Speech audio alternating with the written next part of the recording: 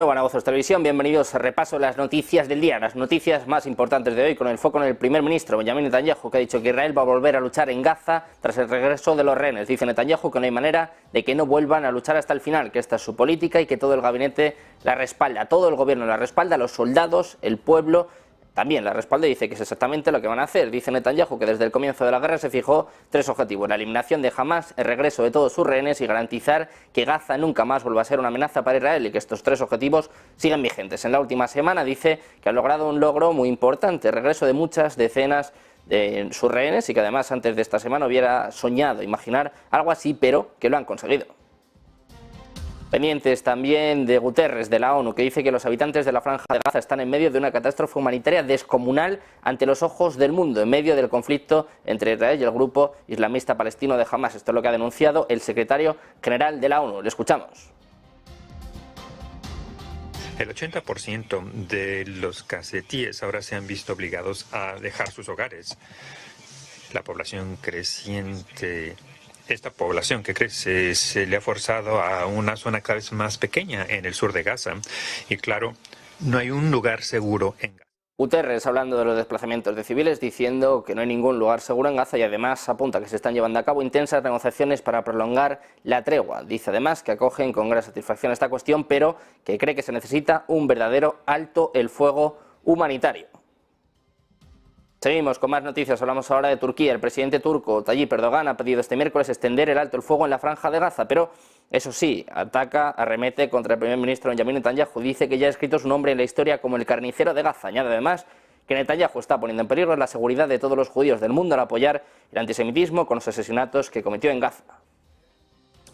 Pasamos de hablar de Turquía a hablar de Irán. Arabia Saudí se ha acercado a Irán con una oferta para impulsar la cooperación e invertir en su economía afectada por las sanciones, y la República Islámica impide que sus representantes regionales conviertan la guerra entre Israel y Hamas en un conflicto más amplio. Esta propuesta se ha hecho llegar directamente y a través de múltiples medios desde el ataque de Hamas a Israel el mes pasado y la consiguiente guerra en Gaza, según apuntan funcionarios árabes y occidentales. Pasamos a hablar de Estados Unidos, que está imponiendo sanciones hoy a más de 20 personas y entidades involucradas en una red de facilitación financiera que beneficia al Ministerio de Defensa y Logística de las Fuerzas Armadas de Irán, el Estado Mayor de las Fuerzas Armadas de Irán y el Cuerpo de la Guardia Revolucionaria Islámica, Fuerza Quds. Las ventas de productos básicos de Irán, realizadas a través de una red de empresas fachada con sede en el extranjero, proporcionan ingresos que ayudan a este régimen a continuar apoyando a grupos terroristas como Hamas y Hezbollah. Según Estados Unidos, las entidades militares iraníes y sus socios comerciales permiten estas ventas y explotan el sistema financiero internacional para recuperar los ingresos. Precisamente hablando de Estados Unidos, el secretario de Estado norteamericano Antony Blinken ha adelantado este miércoles en Bruselas que durante su viaje a Israel en los próximos días se va a concentrar en intentar extender la tregua en Gaza entre el Estado hebreo y Hamas. Dice Blinken que quieren que se prolongue esta pausa porque ha permitido liberar a rehenes y trabajar en la asistencia humanitaria para quienes lo necesitan desesperadamente. Seguimos hablando de Estados Unidos. En este caso, las bombas nucleares estadounidenses regresarán a Gran Bretaña después de 15 años. Un alto funcionario de defensa estadounidense ha visitado una base de la RAF en el campo de Suffolk, allanando el camino para que las controvertidas armas regresen al Reino Unido. De hecho, la subsecretaria de Defensa, Kathleen Hicks, fue a la RAF Lakenheath para realizar un recorrido por las mejoras de la infraestructura en la estación aérea, según apunta el medio The Daily Telegraph. El Pentágono está planeando un dormitorio de 39,5 millones de libras para las tropas, y el sitio militar se va a utilizar como una garantía, un término de defensa estadounidense para describir operaciones relacionadas con armas nucleares, según informa este periódico. Las últimas armas nucleares estadounidenses fueron retiradas de Gran Bretaña en 2008, cuando se retiraron aproximadamente 110 B-61 tácticos almacenados en Lakenheath. Seguimos con más noticias. Hablamos del Pentágono de los Estados Unidos, y es que el Departamento de Defensa estadounidense enfrenta un importante congelamiento presupuestario, manteniendo la financiación en los niveles del año pasado. Debido a esta crisis presupuestaria, el Pentágono ya no puede enviar más fuerzas militares a Oriente Medio más allá de las que están desplegadas actualmente. Esta restricción financiera afecta gravemente la preparación militar y la ejecución de las operaciones planificadas. De hecho, esta restricción presupuestaria del Pentágono se está intensificando por los compromisos simultáneos en Ucrania e Israel. Yellen decía que podían permitirse perfectamente ambas guerras, pero el Pentágono empieza a tener serias dudas.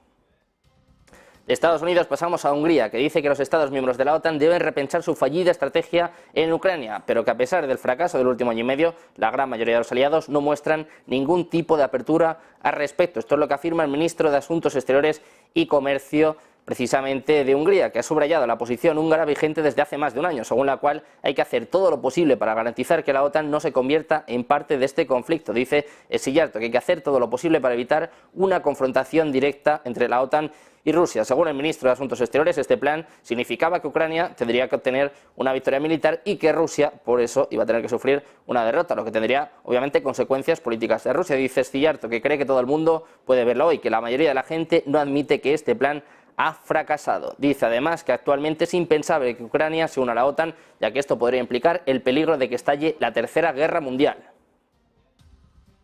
De Hungría pasamos a hablar de Rusia. El presidente ruso Vladimir Putin no hará las paces en Ucrania antes de conocer los resultados de las elecciones estadounidenses de noviembre de 2024. Esto es lo que ha dicho un alto funcionario del Departamento de Estado de Estados Unidos, en medio de preocupaciones de que una posible victoria de Donald Trump pueda alterar el apoyo occidental a Kiev. Trump, que busca la reelección en 2024 y de hecho es el principal candidato a la nominación presidencial republicana, ha criticado duramente el apoyo de Estados Unidos a Kiev. Este alto funcionario está informando precisamente en la OTAN de que la alianza ha reiterado su apoyo a Ucrania, sabiendo eso sí que es poco posible que se alcance un acuerdo de paz el próximo año. El funcionario decía que su expectativa es que Putin no haga una paz significativa antes de ver el resultado de las elecciones de Estados Unidos.